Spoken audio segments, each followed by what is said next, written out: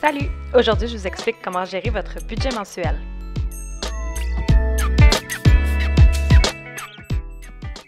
Tout d'abord, c'est quoi un budget? Un budget, c'est l'ensemble de vos revenus et de vos dépenses. Vos revenus, c'est les sommes d'argent que vous allez percevoir durant le mois.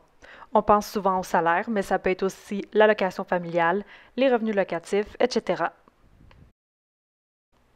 Vos dépenses, c'est les sommes d'argent qui vont être déboursées pendant le mois. On peut donc penser à l'épicerie, à l'hypothèque, à votre assurance, des vêtements, bref, tout ce qui sort de votre portefeuille. Avant de commencer, c'est important de savoir c'est quoi vos objectifs financiers. Est-ce que vous voulez acheter une maison, épargner pour la retraite, payer vos dettes, financer un futur voyage, par exemple? Je vous conseille fortement de prendre quelques minutes pour y penser, de le noter, puis ça va vous aider à atteindre vos objectifs. Une fois que c'est fait, on peut passer à la prochaine étape. Le modèle de budget que j'utilise est disponible sur ma boutique Etsy. Pour y accéder, vous avez juste à suivre le lien qui est dans la description de la vidéo. Une fois que vous avez acheté, téléchargé et ouvert le modèle de budget Excel, la première chose que vous allez voir, c'est le guide d'utilisation. Le guide va vous servir d'aide-mémoire si jamais vous oubliez comment établir votre budget, suivre vos dépenses mensuelles ou encore comment suivre vos transactions au quotidien. Vous pouvez ensuite cliquer sur l'onglet « Janvier ». Vous allez remarquer qu'il y a des catégories à éditer dans cet onglet-là. C'est à partir de l'onglet de janvier que vous allez pouvoir les modifier pour les mettre à votre goût. Donc, par exemple, la catégorie 1 à éditer, on pourrait la modifier. Si vous descendez la souris jusqu'en bas de l'écran, vous allez voir aussi une catégorie qui s'appelle « Dettes ». Et donc, dans cette catégorie-là, vous pouvez aussi modifier les différentes lignes pour mettre les différentes dettes que vous avez à rembourser. Vous pouvez aussi utiliser cette catégorie-là pour votre épargne.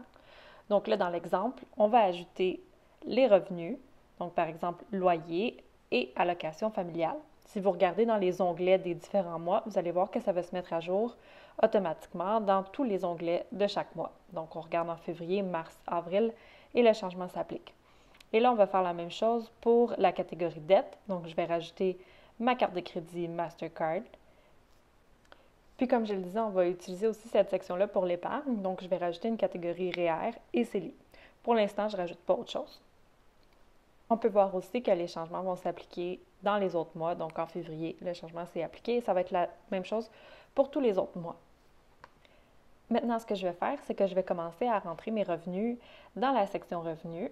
Donc, je vais commencer à rentrer dans la colonne prévue les montants que je prévois recevoir. Donc, par exemple, ici, on a un couple. On va recevoir le salaire numéro 1, le salaire numéro 2.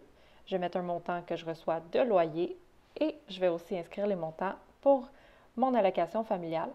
Vous allez voir que ça met à jour mon total de revenus en haut de l'écran, mais aussi en bas de la colonne. Ça met aussi à jour automatiquement la colonne réelle. Si jamais j'ai des changements au cours du mois, je vais pouvoir aller écrire par-dessus. Donc, si jamais je recevais un peu moins de salaire, je pourrais aller remplacer dans la colonne réelle. Une fois que ça c'est fait, je vais commencer à aller rentrer mes montants de dépenses prévues. Donc, mon hypothèque, toutes mes dépenses reliées à la maison, je vais les rentrer.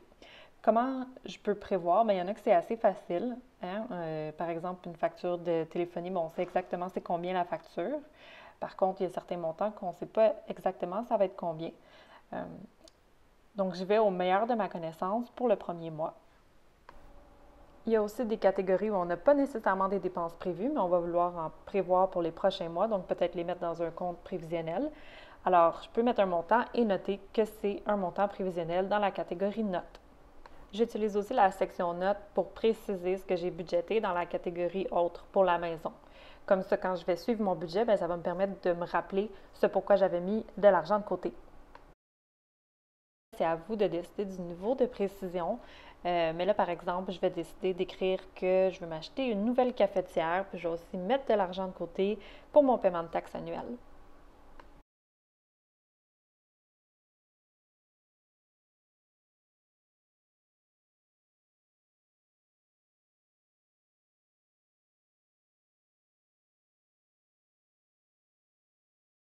Et là, je vais continuer à rentrer tous les montants que j'ai prévus pour mon budget.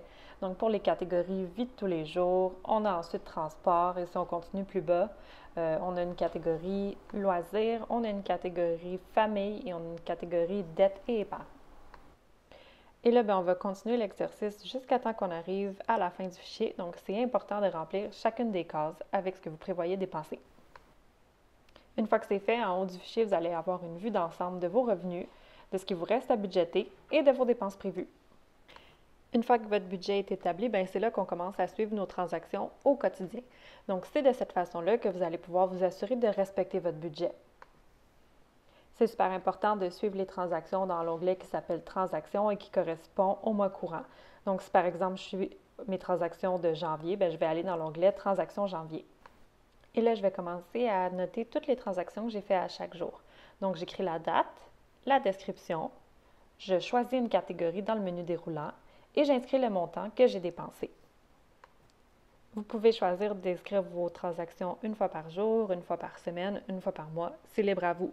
Par contre, sachez que plus vous le faites fréquemment, plus vous allez avoir un contrôle sur votre budget et vous allez éviter des mauvaises surprises à la fin du mois. Pour ma part, j'essaie de rentrer les transactions au moins à chaque 3 ou 4 jours maximum. Une fois que j'ai fini de rentrer mes transactions, je peux retourner dans l'onglet qui s'appelle « Janvier ». Je peux aussi en profiter pour faire des ajustements sur les revenus réels que j'ai reçus. Le modèle de budget va tout de suite m'identifier en rouge là où j'ai moins de revenus que prévu ou là où j'ai plus de dépenses que prévu. Dans l'exemple ici, si j'ai eu un petit imprévu plomberie, je vais pouvoir tout de suite le noter dans la section notes. En rentrant mes dépenses au quotidien, ça me permet également de voir la différence entre mon budget et mes dépenses réelles et ça me permet de savoir très rapidement combien il me reste à dépenser dans chaque catégorie. Quand va venir le temps de faire mon budget pour le mois de février, je vais aussi pouvoir utiliser les données du mois de janvier pour savoir combien j'ai dépensé et combien je devrais prévoir dans mon budget. Ce sera donc plus facile de mois en mois. Finalement, si je vais dans l'onglet « Sommaire annuel », je vais pouvoir voir la différence entre mes revenus et mes dépenses prévues à chaque mois. Je peux aussi voir la différence entre mes dépenses prévues et mes dépenses réelles pour chaque catégorie de dépenses, donc par exemple maison, vie de tous les jours, transport, famille. Ça me permet de voir facilement si j'ai dépassé mon budget ou pas pour ces catégories-là. Une fois que vous aurez suivi vos dépenses pendant quelques semaines ou pendant quelques mois, vous allez être en bonne position pour optimiser votre budget. Si vous voyez que votre revenu est constamment plus petit que vos dépenses, voyez comment vous pouvez réaffecter certains postes budgétaires. Pensez à modifier certaines de vos habitudes de dépenses. Vous pouvez aussi faire un plan pour payer vos dettes ou tirer profit des différents régimes d'épargne existants selon votre situation. Finalement, tirez profit des ressources existantes, comme par exemple des conseillers financiers qui pourront vous aider à prendre les meilleures décisions. Voilà, j'espère que ma vidéo va vous aider avec la gestion de votre budget et je vous rappelle que le lien vers le modèle de budget Excel est disponible dans la description de la vidéo. Merci!